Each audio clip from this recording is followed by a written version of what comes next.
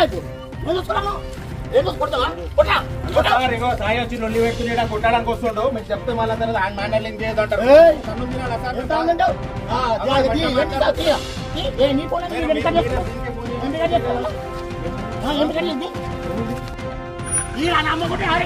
Quthbullapur constituency K Sai Yadav 8వ ward councillor. Dundigal మున్సిపాలిటీలో యారాలో 120 డివిజన్లో సాయి యాదవ్ అనే కౌన్సిలర్ 400 స్క్వేర్ రియాక్టర్ కన్నువేశాడు. వాళ్ళని బెదిరించి కొట్టడానికి వెళ్తున్నాడు. ఇది నా ల్యాండ్, ఎవరు ల్యాండ్ పైన వచ్చినా వాళ్ళని చంపేస్తానని బెదిరిస్తున్నాడు. అవతల వాళ్ళు చెప్తున్నారు. పొట్టి పూకున మొట్ట పట్టుకొని నీ అమ్మని ఏమని కూడా నన్ను చూడతా ఎందుకంటే దొంగ పూకులే కాదు దొంగనంగా పోయింది దొంగ పూకున మొట్ట పట్టుకొని నేను సిపికి డీసీపీ మాట జైలు పోయేస్తా అంతే. ఏం చేయలేదు జైలు పోయేస్తా ఏం చేయలేదు జైలు పోయేస్తా అంతే. సాయి వచ్చి గొడవ పెట్టుకున్నావు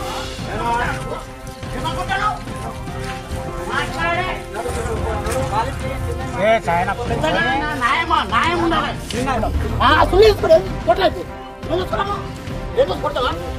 కొట్టలేదు సాయి వచ్చి లొల్లి పెట్టుకునేట కొట్టడానికి వస్తుండు మీరు చెప్తే మళ్ళీ అందరూ ఆయన మ్యానేజింగ్ చేయదంటారు.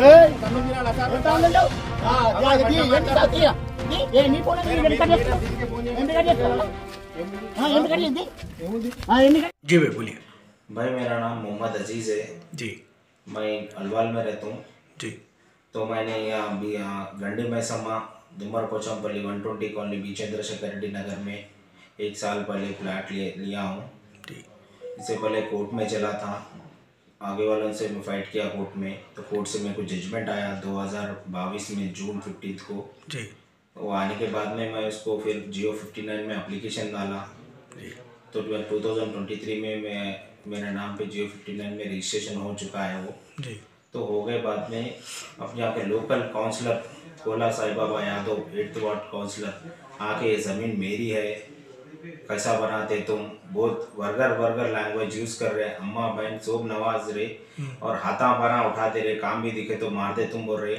आज भी मेरे को म्यूनसिपल से फ़ोन आया कि आप साइड पे आओ, आपके साइड पे इंक्वायरी हाउस नंबर की इंक्वायरी करने के यहाँ से आ रहे बोले, तो आपके डॉक्यूमेंट ले लेगा। तो पूरे डॉक्यूमेंट्स पूरे ले लेके गया वहाँ पर। जाने के बाद में कमिश्नर साहब को पूरे बता दिया हमें मेरे पास जो डॉक्यूमेंट है, जजमेंट कॉपी के साथ हर चीज़ बताया। ये होने के बाद में जब कमिश्नर साहब के सामने वो साई बाबा यादव जो काउंसलर है वो बुरे गालियाँ दे लेते हुए हाथा उठा रहा, तो मैं कानून को हाथ में नहीं लेना चाह रहा हूँ। मैं कानून मेरे साथ में है बोल के मेरे को बहुत भरोसा है। और खुद ही मैं जब उन्होंने हाथ उठाते वक्त भी मैं पुलिस वालों को भी फ़ोन किया था, शंकर एसआई साहब को दुंडीगल के। क्या बोले साहब बोले मैं गाड़ी भिजा रहा हूँ मुझे बोले। कल रात में भी कल मेरे को पीएस को आओ बोले थे, कल भी लड़ाई हुई थी, कल भी पीएस को गया। कल पीएस को गए बाद में सीए साहब के सामने पूरे डॉक्यूमेंट्स प्रोवाइड करे बाद में उनको भी बोले जो भी है मसला कोर्ट में तुम देख लो, उनके मेरे पास पूरे डॉक्यूमेंट है बोल के ना पढ़ लिए। जो आगे जो साई बाबा यादव है उनके पास डॉक्यूमेंट, तुम जो भी लड़ना है कोर्ट से आओ, अब मैन हैंडलिंग करने का नहीं है। अब जब जो बेचे आप उनके पास जाओ। इनको जियो 59 में रजिस्ट्रेशन हो गया, 3 बार इंक्वायरी हो गई, यहाँ से कलेक्टर इंक्वायरी करे, उसके अंदर RDO साहब इंक्वायरी करे, उसके बाद में कलेक्टर साहब से भी इंक्वायरी करे, रिपोर्ट मेरे फेवर में चाहे वो आए। बाद में मेरे को हर चीज़ मेरे पास रहने पर भी ये आदमी आके मेरे पर बहुत जुल्म कर दे रहा, मार दे तुम कर दे तुम। उनके दोनों भाया है, ये एक कावलकर है उनका भाई महेंद्र यादव, ये 8th वार्ड का काउंसलर है, बहुत टार्चर कर दे रहे। मैं बनते रहे तो छूट के तोड़ते गया। मैं हर चीज़ एमआरओ मैडम को बोले तो एमआरओ मैडम बोले कि नहीं तुम्हारा क्लियरेंस है, तुम मना लो, हम इंक्वायरी कर लिए बोल के बोले। ये महीने जून गैसो महीने में दिसंबर 13 को 2023 में दिसंबर में इंक्वायरी करे, RA साहब आए और सर्वेयर साहब आए, हर मैडम आके पूरी इंक्वायरी करके पूरे एविडेंस के साथ हूँ मैं हर चीज़ बोले मैडम नहीं तुम्हारा फ्लैट है तुम मना लो बोल के बोले हमारा मैडम। फिर भी क्या है ना पर्सनली दुश्मनी ले लेके महेंद्र यादव और Sai Baba Yadav 8th ward councillor Dundigal municipality के ये बहुत पूरे हर चीज़ को क्या है बोलते पैसे की डिमांड कर रहे हैं। लोगों से बोल के लगा रहे कि 30 लाख दो, 40 लाख दो, नहीं तो बनाने नहीं तो ख़त्म कर दे तुम। अब जो उनका भाई कावल करे आके बोलता हमारे भाई से मिलना, इधर कौन भी प्लाट बना है तो क्या है सौंप देना। अब मैं बोला मैंने हर चीज़ पर भी मेरे को आके जुल्म बहुत कर रहे। आपको 3 कब आए थे उन लोग? आज भी आए थे मारने के हाथ से।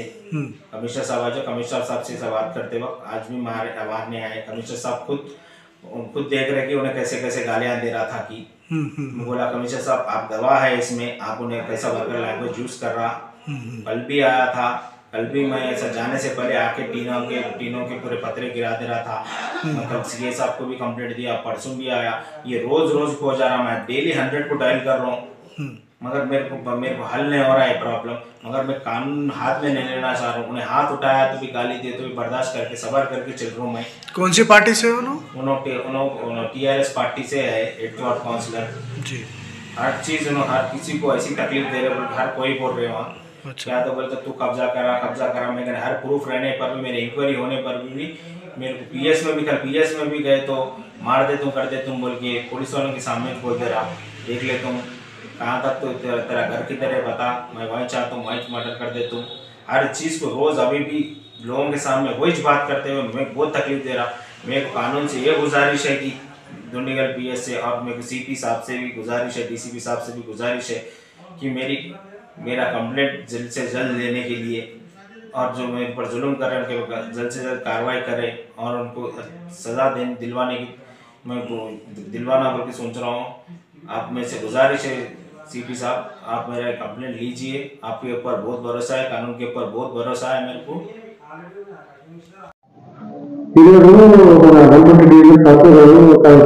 డాక్టర్ వచ్చి చంద్రశేఖర్ నగర్ అక్కడ వచ్చి వాళ్ళ భూమి మీద మున్సిపల్ కంప్లైంట్ మేడంకి చెప్తున్నారు. అది ఎంత నిజానికి? ఓకే సార్, కంప్లైంట్ ఇస్తున్నారు కదా, అంటే ఆ ల్యాండ్ వాళ్ళదని ఇస్తున్నారా లేకపోతే ఏం సార్? అది వాళ్ళ డాక్యుమెంట్ ఏమైనా చూపించారా మీకు? వాళ్ళ డాక్యుమెంట్ కాదు లేదు వాళ్ళ ల్యాండ్. ఓకే ఓకే, అంటే అది అంటే ఆ ల్యాండ్ ఎవరికి సంబంధించిందని చెప్పి చెప్తున్నారా? అతనిగా లేకపోతే వేరే వాళ్ళదా? ఎవరిది ల్యాండ్? లేదు వాళ్ళదని కాదు. ఇది 2021లో యాక్చువల్ గా అన్వర్ సమీర్ అనే వ్యక్తులు ఇద్దరు కలిసి కోర్టుకు వెళ్ళారు, PS కి వెళ్ళారు. ఫస్ట్ అయితే నేను అది సంబంధించిన దాని డాక్యుమెంట్ నేను చూపిస్తాను. 2021 జనవరిలో 2021 జనవరిలో మార్చిలో 2021 మార్చిలో కోర్టు PS కి వెళ్ళారు, కంప్లైంట్ ఇస్తారు ఎకనాలజ్మెంట్ దాన్ని. వెళ్ళిన తర్వాత అక్కడ ఏమన్నారంటే సివిల్ మ్యాటర్ కాబట్టి మీరు కోర్టులో తెలుసుకోవాలని చెప్పేసి అన్నారు. అప్పుడు ఏమైందంటే విశ్వకర్మలో ల్యాండ్ అని చెప్పేసి ఏదైతే ఈయన వాదన ఉందో నేను కొన్నా అని చెప్పేసి అంటున్నాడు. ఆయన కొనలేదు, అందరినీ మిస్గైడ్ చేస్తున్నాడు. కొంటే ఉంటే డాక్యుమెంట్ షో చేయమని చెప్పండి. మాది ఒకటే డిమాండ్ అండి, వాళ్ళు ఒక ఆయన కొని ఉంటే షో చేయమని చెప్పండి. అక్కడ ఏం చేశారంటే 21లో వీళ్ళు కోర్టు అప్రోచ్ అయిన తర్వాత వాళ్ళు కోర్టులో వేసిన తర్వాత వీళ్ళు ఆల్రెడీ కోర్టు నుంచి వీళ్ళకు 2022 జనవరిలో 2022 ఆగస్టులో వీళ్ళ ఫేవర్లో జడ్జిమెంట్ వచ్చింది. వీళ్ళ ఫేవర్లో జడ్జిమెంట్ కాపీ వచ్చింది. వీళ్ళ ఫేవర్లో జడ్జిమెంట్ కాపీ వచ్చిన తర్వాత అక్కడి నుంచి విశ్వకర్మల ల్యాండ్కి సంబంధం లేదని చెప్పి జడ్జిమెంట్ కాపీ కోర్టు వచ్చింది. వచ్చిన తర్వాత ఇది విశ్వకర్మ ల్యాండ్ ఎట్లయితుంది? కాదు. అయినా వాళ్ళు ఏం చేశారు, మళ్ళీ మమ్మల్ని అప్రోచ్ అయిన తర్వాత జనవరి 2023లో సరిగ్గా జరిగింది, ఏదో మాకు తెలుసో తెలియదో ఇట్లా మోసపోయినాం, ఏదైనా న్యాయం చేయండి అంటే వాళ్ళు విశ్వకర్మలు వచ్చి మా దగ్గర అప్రోచ్ అయిన తర్వాత వాళ్ళు ఏం చేశారు, ఆ ల్యాండ్ని మాకు ఆల్రెడీ అమ్మేశారు. ఎవరికి? 800 గజాలు ఎన్నైతే డిమాండ్ ఉందో 400 గజాలు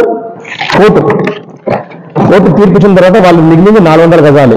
వీళ్ళు 800 గజాలు అయితే ఉన్నారో 800 గజాలు కాదు, వీళ్ళు 400 గజాలు అని తేలిన తర్వాత వాళ్ళు ఏం చేశారు, వీళ్ళు ఇక్కడ చూడండి కోర్టు ఇట్లా బౌండరీ కట్టుకొని కోర్టు వాదనలో ఉన్నప్పుడు కౌన్సిలర్ గారు ఏ విధంగా కొనుక్కుంటారండి? ఇది ఇక్కడ మీకు కనబడుతున్నట్టుంది గూగుల్ వ్యూ. జనవరి 2022 ఇది జనవరిలో ఉంటే వీళ్ళు ఫిబ్రవరిలో కావాలని అగ్రిమెంట్ చేసుకున్నారు. ఫిబ్రవరిలో అగ్రిమెంట్ చేసుకొని వీళ్ళకి 30 రోజుల డబ్బులు ఇస్తామని చెప్పేసి 90 రోజుల టైం పెట్టుకొని వీళ్ళ టైం దాటిపోయింది. 90 రోజుల టైం పెట్టుకున్న తర్వాత కూడా టైం దాటిపోయిన తర్వాత వాళ్ళ డబ్బులు ఇవ్వకుండా ఫేక్ ట్యాక్స్ ని క్రియేట్ చేసింది వాళ్ళు. ఎవరు? వీళ్ళ విశ్వకర్మల వాళ్ళ దగ్గర చేసుకున్నారండి. ఇది ల్యాండ్ వాళ్ళని విశ్వకర్మలు చెప్పినప్పుడు విశ్వకర్మలకి 400 గజాలు 800 గజాలు కాదు అని కోర్టు జడ్జిమెంట్ ఇచ్చింది ఆల్రెడీ. ఎవరికి ఇచ్చింది?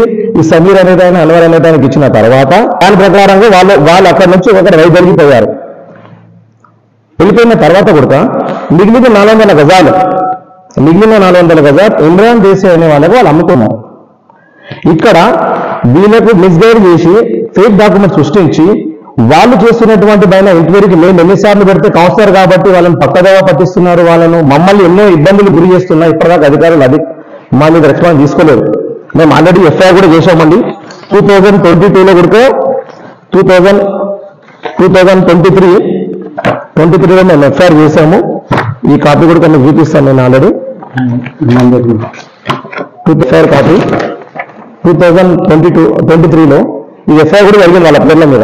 ఇప్పటికీ ఇది పెండింగ్లో ఉందండి. ఎందుకు? ఓకే, లోకల్ కౌన్సిలర్ కాబట్టి పెద్ద పెద్ద ఉండరు నా వెనకాల ఏం దిక్కుంటారో చేసుకుంటూ చూసుకోబోలేదు, లోకల్గా ఉంటానని చెప్పేసి మాతో టార్గెట్ పెడుతూ బెదిరింపులకు పాల్పడుతూ ఇలాంటి చేస్తున్నా కానీ అధికారులు కానీ ఇప్పటివరకు ఎలాంటి రెస్పాన్స్ తీసుకోలేదు. ఆల్రెడీ ఎఫ్ఐఆర్ కాపీ అయ్యింది. మేము ఒకవేళ ఫేక్ ఉంటే ఈ పార్టీకి మళ్ళీ ఎఫ్ఐఆర్ అయ్యేది. అర్థమైందా? మేము ఫేక్గా లేమండి, అన్ని జెన్యూన్గా ఉన్నాము. కావాలంటే అతను కొన్నాడు అంటున్నాడు కదా, ఆ డాక్యుమెంట్ షో చేయమనండి. ఎఫ్ఐఆర్ 4 ఉన్నారండి. ఒకటేమో ఇక్కడ లోకల్ కౌన్సిలర్ ఉన్నారు, ఒక రిజ్వాన్ అంటే ఆయన ఉన్నాడు, ఇంకో ప్రమీత్ అంటే ఆయన ఉన్నాడు, ఇంకో వీరు సింగ్ ఆయన, 4 ఉన్నారండి మొత్తం. ఇందులో ఎందుకున్నారు అంటే ఫస్ట్ డాక్యుమెంట్ క్రియేట్ చేసి వాళ్ళని కూర్చోబెట్టిన వ్యక్తి అన్ని అందులో ఆధారాలు మేము పోలీస్ స్టేషన్లో సబ్మిట్ చేసినాం. ఇవన్నీ ఆధారాలు పోలీసులో ఉన్నాయి. అది వాళ్ళు ఎంక్వైరీ చేస్తున్నారు కాబట్టి పోలీసులు చూసుకుంటారు. అది మాకు సంబంధం లేని విషయం. మేమైతే ఎఫ్ఐఆర్ అయింది ఆల్రెడీ, మాకు ఎఫ్ఐఆర్ కార్డు ఇచ్చారు. వాళ్ళు తొందరలో పిఎస్ వాళ్ళు కంపల్సరీగా జైలుకి వెళ్ళడం ఖాయం. వాళ్ళ దగ్గర నుంచి ఏదైనా విశ్వకర్మలకు మిగిలిన 400 గజాలు అయితే ఉందో ఇమ్రాన్ దేశాయ్ అనేట ఆయనకు రిజిస్ట్రేషన్ కూడా చేశారు. ఇది రిజిస్ట్రేషన్ డాక్యుమెంట్స్ 2023 జనవరిలో ఇది రిజిస్ట్రేషన్ అయింది అండి. ఇది మేము ఫేక్ అని చెప్పి అనట్లేదండి. కోర్టు జడ్జిమెంట్ 400 గజాలు కాదని ఇచ్చిన తర్వాత మిగిలిన 400 గజాలకి ఇమ్రాన్ దేశాయ్ కూడా వాళ్ళు ఆల్రెడీ రిజిస్ట్రేషన్ చేశారు. నేను కొన్నాను, ల్యాండ్ నాది అన్నప్పుడు దానికి సంబంధించిన పత్రాలను చూపియండి, లేదనుకుంటే నేను కొన్నట్టుగా వాళ్ళకు ఉన్నటువంటి డాక్యుమెంట్ మాకు షో చేయండి. మా మీరు ఎలాంటి యాక్షన్ తీసుకున్నా మేము దానికి రెడీగా ఉన్నాం, సిద్ధంగా ఉన్నాం, కాదనట్లేదు. కానీ మిస్గైడ్ చేసి అందరిని ఇచ్చేసి వాళ్ళు ఓన్లీ కాలం చెల్లిపోయినటువంటి అగ్రిమెంట్తో వాళ్ళు తిరగడం అనేది ఎంతవరకు కరెక్ట్ అనేది మీడియా మిత్రుల ద్వారా నేనే అందరు అధికారులకు తెలియజేస్తున్నా. కాలం చెల్లిపోయిన డాక్యుమెంట్ తర్వాత వాళ్ళు వేరే వాళ్ళకి అమ్మారు. వాళ్ళ కేసు ఓడిపోయిన తర్వాతనే వాళ్ళు ఎల్ఓసి కూడా ఇచ్చారు. మేము ఎల్ఓసి తీసుకున్నాం, అన్ని ఆధారాలతో మేము ఉన్నాం. మేము ఆల్రెడీ పిఎస్లో సబ్మిట్ చేసినాం, పిఎస్లో ఉన్నాయి. పోలీసులు లేకుండా దాన్ని విచారణ చేస్తున్నారు. మాకు న్యాయం జరుగుతుందని చెప్పేసి మేము ఖచ్చితంగా కోరుకుంటున్నాం.